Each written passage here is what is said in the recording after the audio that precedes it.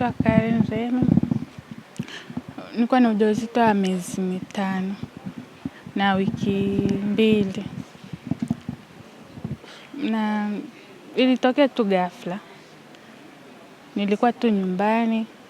Ilipofika saa 1 ndo nikaanza kusikia uchungu. Sikujua kama ni uchungu kwa sababu nakuwaga naumwa tu kidogo lakini nakuwa inakaa sawa.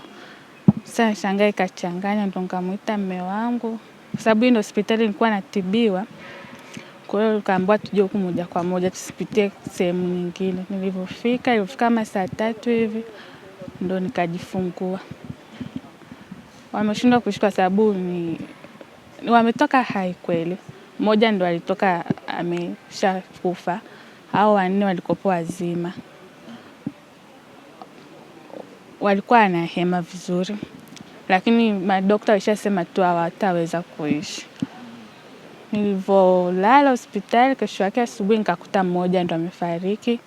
Ilipofika saa 9, 2 pia wakafariki. Nikabakiwa na mmoja. Mmoja ndo leo asubuhi nimeenda nikakuta naye pia amefariki. Hapana. Nilikuja wiki iliyopita Jumatatu. Waliona kabisa bado niko vizuri.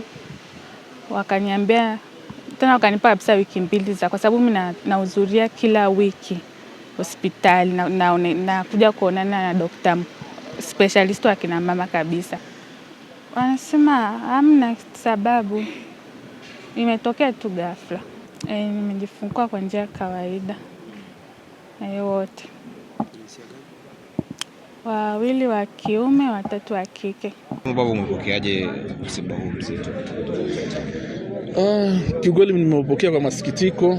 Ukiwa kama mtu ambaye ulitarajia, ukiwa na matarajio mengi, nilipokea kwa masikitiko mazito, maana unajua ukishajua ni baba mtarajiwa, lazima kuna maandalizi wewe unafanya.